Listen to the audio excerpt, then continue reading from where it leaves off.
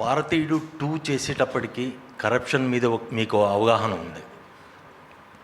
2కి మీరు చాలా అప్డేట్ అయిపోయారు. అంటే పొలిటికల్గా, సినిమాటిక్గా, కామన్ మ్యాన్గా. అంటే అప్పటికి ఇప్పటికీ కరప్షన్ పెరిగిందా, ఏమైనా కంట్రోల్ అవ్వడానికి ఫ్యూచర్లో ఛాన్స్ ఉందా? పాపులేషన్తో పాటు అది కూడా పెరిగింది అంటే అదే కరెక్ట్. అంటే definitely naturally it will increase, because రిడక్షన్కి మనం ఏమీ చేయలేదు, ప్రయత్నం అని పెద్దగా ఏమీ చేయలేదు అనేది నా ఫీలింగ్. మనం అంటే మనందరినీ, మీడియా అంటే it involves me also. I'm in the entertainment media, you're in the journalistic media. We have done only a little. We have not put that bold step forward. And now is the time to put that bold step forward. And you can take any side, you can go lean to the left, lean to the right, but not to any extreme. Keep the balance of the beautiful country that we have created. And this is the time to do that. That revolution begins in various aspects.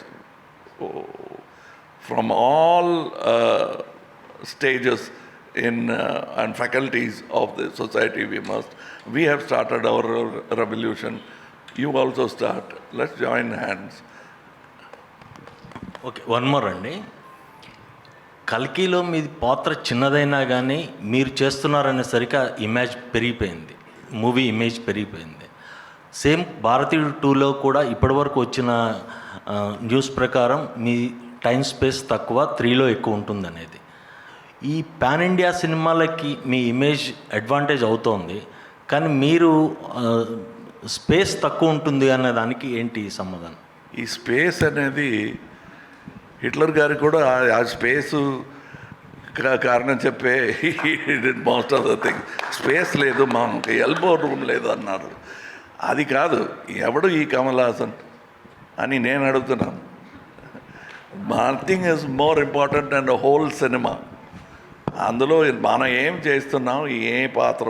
Suppose I'm a director, I have to do only direction, think about the whole film. Suppose I'm doing Senapathi, ఎందుకండి నాకు ఒక duet పెట్టలేదు అని director గారితో కోపడకుండా ఇంకా ఏం చేయొచ్చు అని ఆలోచించవచ్చు. The length doesn't matter at all. Okay, మేము 3లో ఫుల్ ప్లెడ్జ్డ్ ఎక్స్పెక్ట్ చేయొచ్చా? 3లో ఫుల్ ప్లెడ్జ్డ్ ఎక్స్పెక్ట్ చేయొచ్చా? 3 గురించి డైరెక్టర్ గారు మాట్లాడడం బెటర్. అది కాదు, అది నిజం కాదు.